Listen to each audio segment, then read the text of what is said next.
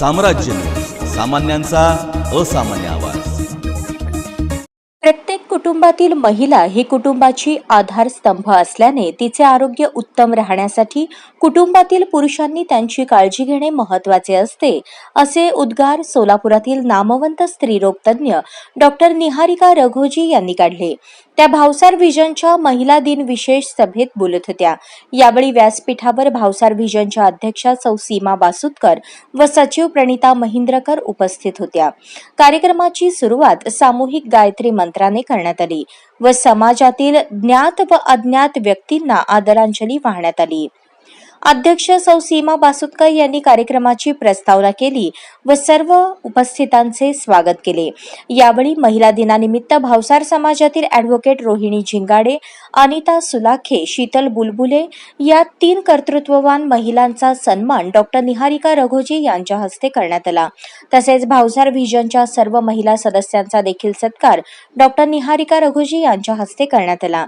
Chief guest म्हणून तुम्ही मला बोलवले, त्याच्यानंतर मी उपरे परिवारांचा एकदा त्यांचं मी हे करू इच्छिते, कारण ते मला आय थिंक खूप वर्षापासून ओळखतात, मी खूप लहान असतानापासून ते मला ओळखतात। त्यांनी पण ही संधी दिली त्याच्यासाठी खरंच धन्यवाद। मी एक स्त्रीरोग तज्ञ आहे म्हणून एक 5-10 मिनिटं तुमचे फक्त ह्याच्यावर घेईन की विमेन्स हेल्थ किंवा स्त्रीरोग तज्ञ ज्याला म्हणतो आपण, तर सगळ्यांना फक्त वाटतं की डिलिव्हरी आणि प्रेग्नन्सी आणि सीझर आणि हेच फक्त स्त्रीरोग तज्ञांचं काम आहे, पण असं नसता। महिलांच्या ज्याही समस्या आहे, म्हणजे एका मुलीची पाळी चालू होणं किंवा 13 वर्षाची पासून ते आपल्याला 60, 65, 70, 75 पर्यंत जेही काही प्रॉब्लेम्स एका स्त्रीला येतात, त्या सगळ्यांचं सोल्युशन किंवा त्या सगळ्यांचं निदान एका स्त्रीरोग तज्ञ किंवा गायनेकॉलॉजिस्ट यांच्याकडे असतं।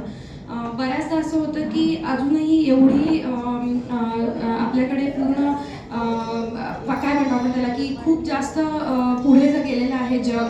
सगळ्या गोष्टींमध्ये नवीन नवीन गोष्टी आलेल्या आहेत, सगळ्या कारणांमध्ये ॲडव्हान्स्ड सगळ्या गोष्टी आलेल्या आहेत, पण तरीही मला असं वाटतं की विमेन्स हेल्थ किंवा स्त्री रोग ह्या गोष्टी थोड्याशा निग्लेक्टेड आहेत, कारण स्त्रिया पुढे येत नाहीत। त्यांना असं वाटतं की मी कसं सांगू किंवा मी कसं बोलू किंवा मी कोणाकडे जाऊ। एखाद्या वेळेस त्यांना प्रॉपर चॅनल नसतं किंवा त्यांना अवेअरनेस नसतो की ही गोष्ट होणं म्हणजे ॲबनॉर्मल आहे।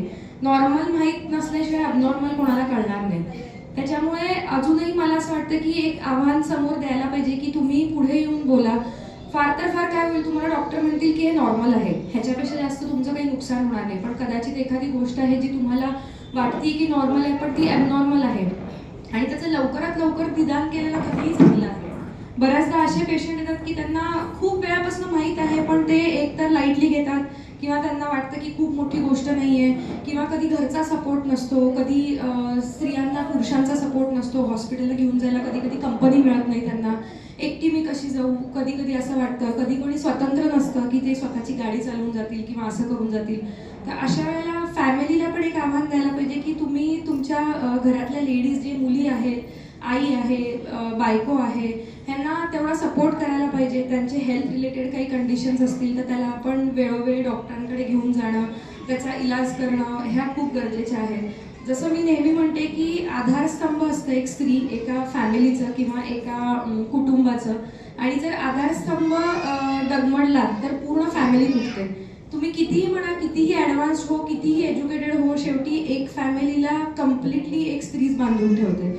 मी स्त्री आहे म्हणून हे म्हणत नाही, पण या कार्यक्रमात महिलांसाठी पाककला, वेशभूषा आणि 1 मिनिट गेम अशा विविध स्पर्धा घेण्यात आल्या। यामध्ये वेशभूषेत प्रतिभा ढगे, पाककलेत नम्रता पुकाळे व ज्योती महिंद्रकर, तर 1 मिनिट गेम मध्ये दीपा जवळकर, वैष्णवी उपरे, अर्चना महिंद्रकर या विजेत्या ठरल्या। स्पर्धेच्या परीक्षक म्हणून सुवर्ण अंबुरे यांनी काम पाहिले। सर्व विजेत्यांना डॉक्टर निहारिका रघोजी यांच्या हस्ते बक्षिसे देण्यात आली। तसेच डॉक्टर सोनाली बेंद्रे महिंद्रकर यांना स्टार ऑफ द मंथ चे प्रमाणपत्र देऊन गौरवण्यात आले।